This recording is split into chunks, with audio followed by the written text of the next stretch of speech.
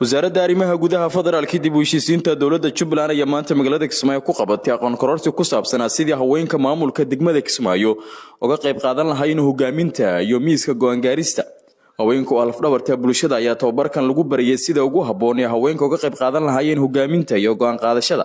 waxaana madasha goobjoog ahaa mas'uuliyiin ka tirsan wasaaradda arrimaha gudaha Jubbaland iyo haweenka degmada Kismaayo. Sahar Ibrahim Macali la taliye sare oo waaxda dawladda hoose ee wasaaradda arrimaha gudaha dawladda Jubbaland oo tababarkan si rasmi ah u daafurtay ayaa sheegtay in tababarkan muhiim u yahay haweenka degmada Kismaayo.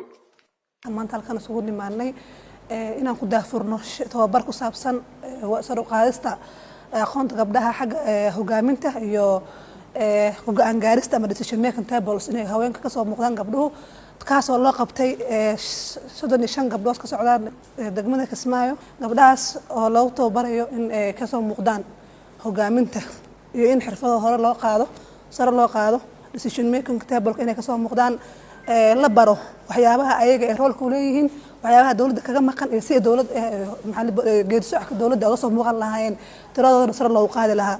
hadda halka ay joogaan tababar noocan oo fara badan aan qabanay inagoo naga caawinaysa barnaamijkan dawlad kaab qaybta UNDP.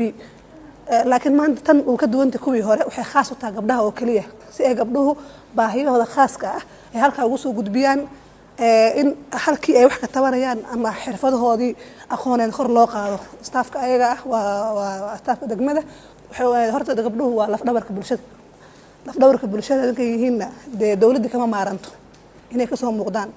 sidaan ognahay ka dawlad ahaan xagga dumarka waa ku yarnahay laakiin this time waxaan rabnaa in gabdhaha kor loo badiyo in gabdho badan ay ka soo saarmaan ka soo muuqdaan dawladda hogaaminta dawladda sida in ay ka soo muuqdaan agaasimo guud ilaa ay heer wasiiro. marka wasaaradda arrimaha gudaha mar walba waxay u taagan tahay hoosinta gabdhaha iyo sare u qaadida wacyiga gabdhaha.